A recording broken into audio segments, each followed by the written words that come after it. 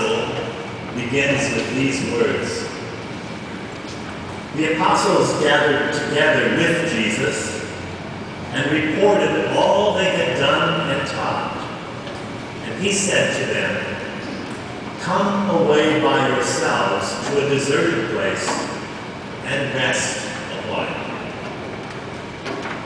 These words are very significant, as I have the privilege of installing a new pastor. It's interesting that it first talks about the pastor's need to rest. Come aside and rest a while.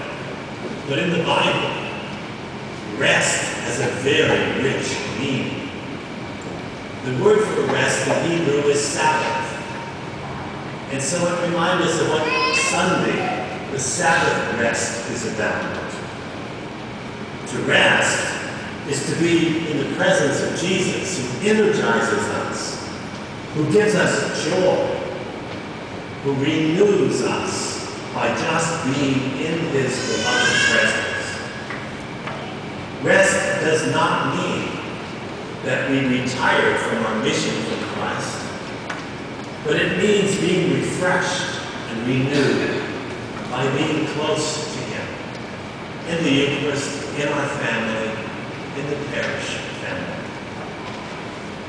A good pastor serves his people, first of all, by spending time himself with Christ, accepting this invitation to come aside from all the many other duties and rest with Christ, so that from Christ, like a fountain, he receives the water of grace and therefore is able to hand that on to others.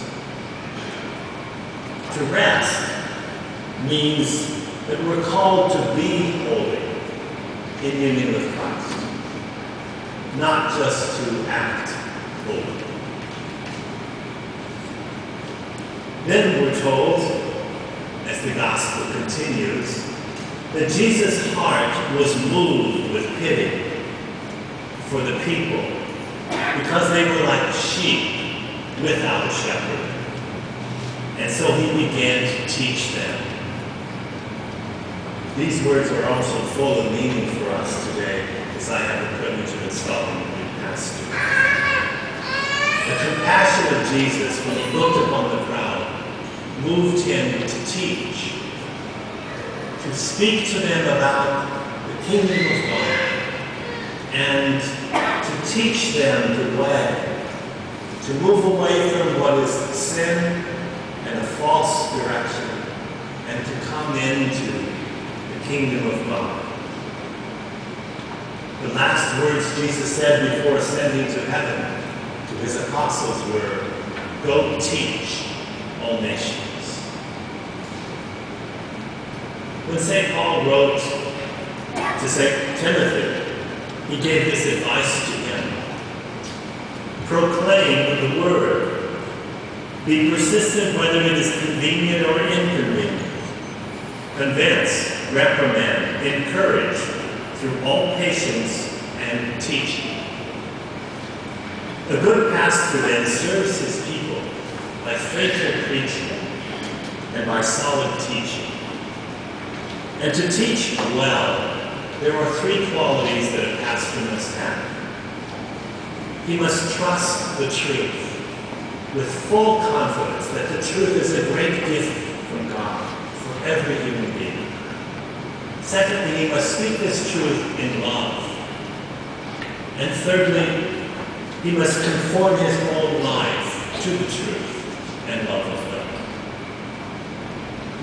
Someone once said of Dorothy Day, she lived as though the truth were true.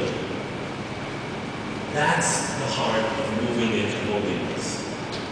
A good pastor lives before he teaches his message from Christ, so that his whole life speaks louder even than his words.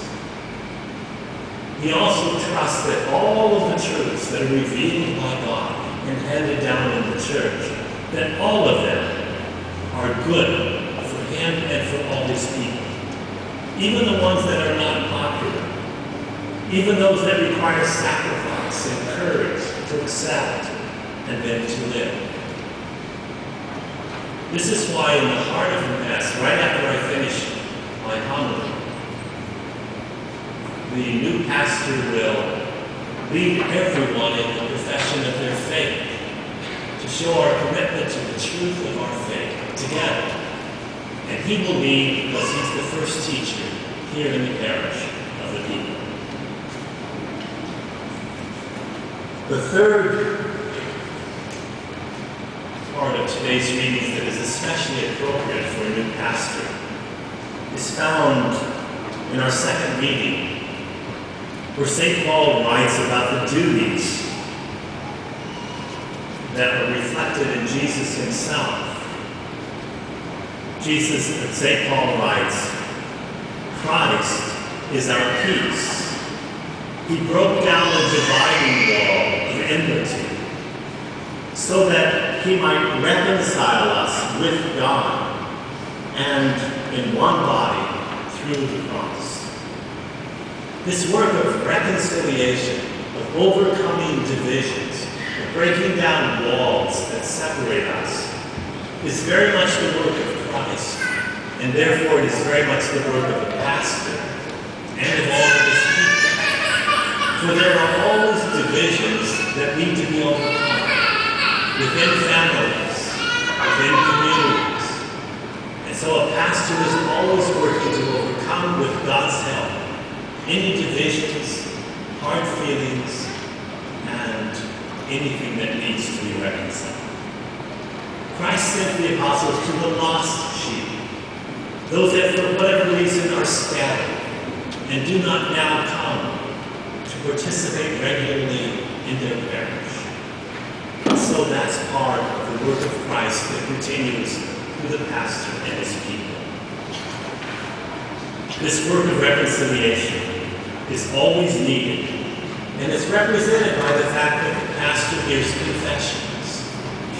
He is a servant and an instrument of God's mercy and forgiveness for his people in the confessional, the primary way that God reconciles us to the Father and to one another.